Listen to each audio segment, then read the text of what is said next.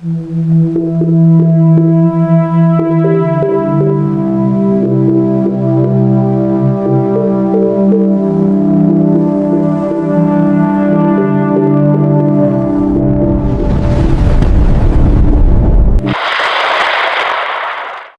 araw po sa inyong lahat. Narito na po ang pinaka-latest nating update sa magiging lagay ng panahon ngayong araw ng Sunday, ika-1 ng Marso, taong 2026.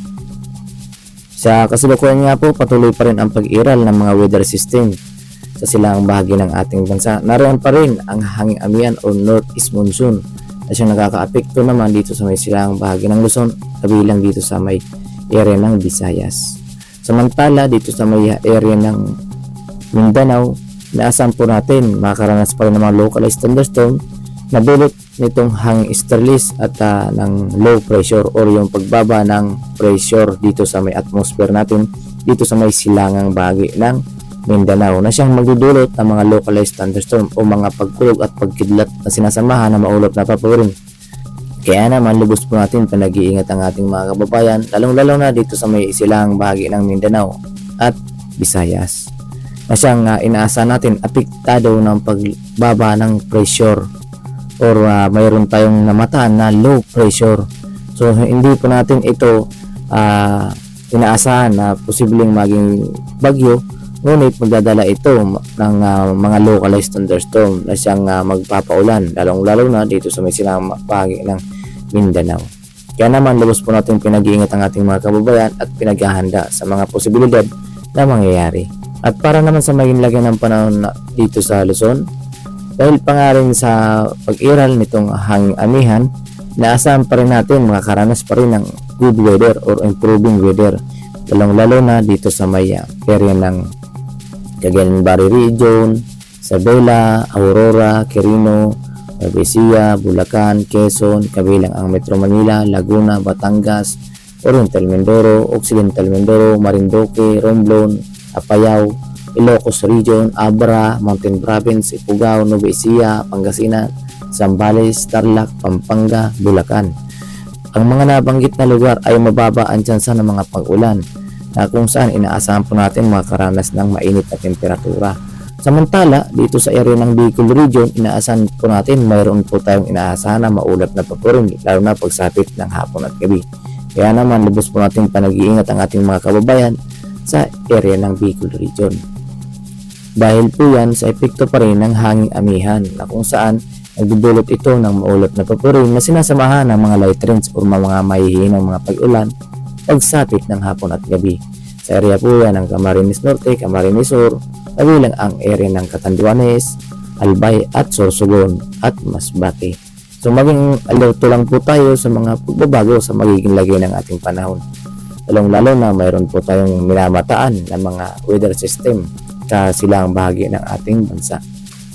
At para naman sa maging agwat ng temperatura dito sa Legazpi, naasahan pa rin po natin makakaranas ng maalinsangang panahon dito sa area ng Legazpi na umabot sa 23 to 30 degrees Celsius. Samantalang dito sa may Tugigaraw, 22 to 33 degrees Celsius. So, mainit pa rin po ang ating inaasahan dito sa may Tugigaraw or sa may Cagayan Valley Region.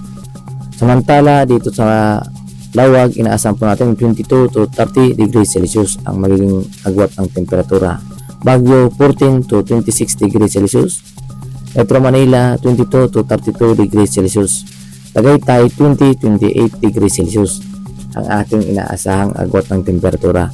Samantala, para naman sa magiging lagay ng panahon dito sa may Palawan, kabilang ang Visayas, inaasahan po natin makakaranas pa rin ng improving weather dito sa area ng Cebu, Iloilo, or sa area po yan ng Negros Oriental, Negros Occidental, Guimaras, Iloilo, Capiz, Aklan, Antique, kabilang ang Siquijor na siyang inaasahan natin makakaranas ng improving weather.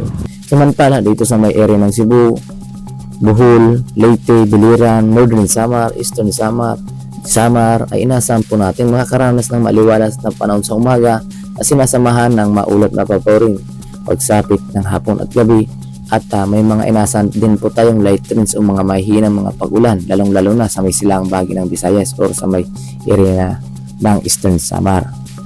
Kaya naman po lubos po natin pinag-iingat at pinaghahanda ang ating mga kababayan sa mga biglaang buhos ng pag-ulan, lalo na pagsapit ng hapon at gabi.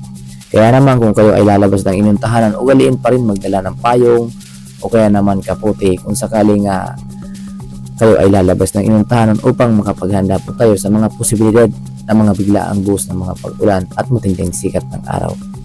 Samantala, para naman sa magiging agwat ng temperatura dito sa Tacloban, inaasahan pa rin natin na posibleng makaranas ng mainit na temperatura dito sa may Tacloban na umaabot sa 24 to 32 degrees Celsius. Samantalang dito sa Cebu, umaabot sa 24 to 31 degrees Celsius. Iloilo, 22 hanggang 32 degrees Celsius ang ating inaasahang temperatura.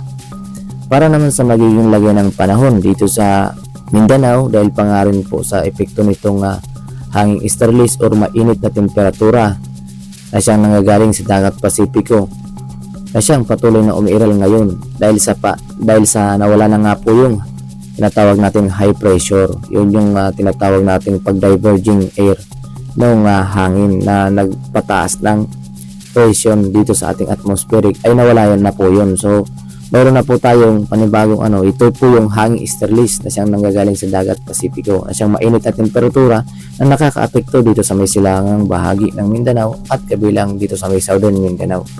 Kaya naman na-associated po yan dito pa sa low pressure dahil sa pagbaba ng temperatura sa may silangang bahagi ng Mindanao. Inaasahan po natin ito ang siyang magdadala ng mga localized thunderstorm at maulap na papurin na sinasamahan ng mga katamtaman ng mga pag-ulan or mga light rains. Lalong-lalo na po yan dito sa may area ng Cagayan de Oro at Davao region, including Sorsogon. Sa area po yan ng Agusan del Norte, Dinagat Island, Surigao del Norte, Surigao del Sur, Agusan del Sur, Davao del Norte, Compostela Valley, Davao Oriental, Davao Occidental, at area ng Sultan Kudarat, South Cotabato, Sarangani, ang isang inaasahan natin makakaranas ng mga maulap na paborin na sinasamahan ng mga light rains o mga katamtaman ng mga pag-ulan at mga localized thunderstorm pagsapit ng hapon at gabi. Na siyang ngayong umaga makakaranas na rin po tayo ng bagyang maulap na paborin kasi na makakaranas pa rin ng pagsikat ng araw. Fair weather po ang ating inaasahan. So maging alerto lang po tayo sa mga biglaang buhos ng mga pag-ulan lalo na pagsapit ng hapon at gabi.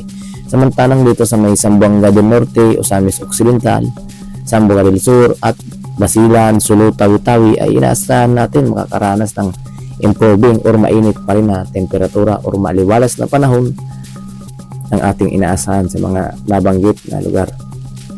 At para naman sa magiging agwat ng temperatura dito sa Davao ay inaasahan po natin makakaranas pa rin ng maalinsangang panahon na umabot sa 25 to 32 degrees Celsius. Samantalang dito sa Cagayan de Oro 23 to 30 degrees Celsius, Zamboanga 23 to 33 degrees Celsius ang ating inaasang agwat ng temperatura.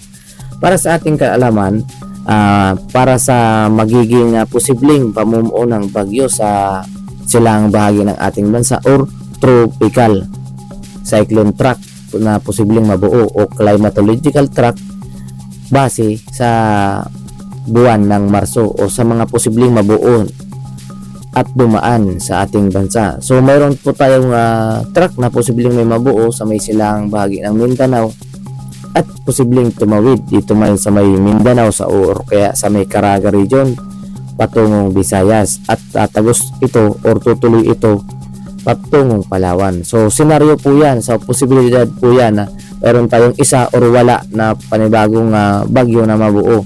So mayroon din tayong senaryo na lilihis lamang ang mga nabubuong bagyo sa silang bahagi ng ating bansa. So maging alerto lang po tayo. Ito po yung tinatawag nating climatological track sa buwan ng Marso na posibleng daanan ng mga namumuong bagyo at mga low pressure. Samantala, para naman sa magiging lagi ng panahon dito sa ating karagatan, sa kasalukuyan nga po wala po tayong nakataas na gale warning sa kahit anong baybayin ng ating karagatan. Ngunit iba yung pag-iingat pa rin po lalong-lalo na dito sa may silang bahagi ng seaboard ng Luzon, Visayas at Mindanao dahil pa rin po sa inaasahan natin ang pagkaroon ng moderate to rough sea condition ang magiging lagay ng ating pag-alon na mapanganib pa rin po sa ating mga kababayang may maliliit na sasakyang pangdagat. Samantala dito sa may kanlurang bahagi ng ating bansa, dito sa may kanlurang bahagi ng Luzon, Visayas at Mindanao, inaasahan po natin magiging slight to moderate ang magiging lagay ng ating panahon. Kaya naman malaya pa rin ang ating mga kababayan mangingisda na po malaot. Ngunit iba yung pag-iingat pa rin po upang makaiwas po tayo sa malubhang epekto or mga masamang dulot nitong pagtaas ng alon. At yan nga po ang pinakalitis nating update sa magiging lagay ng ating panahon ngayong araw ng Sunday, ika-1 ng Marso taong 2026. Ingat po tayong lahat at manatiling maging alerto at updated sa panibago nating ulat panahon na aming ilalabas. And God bless us all.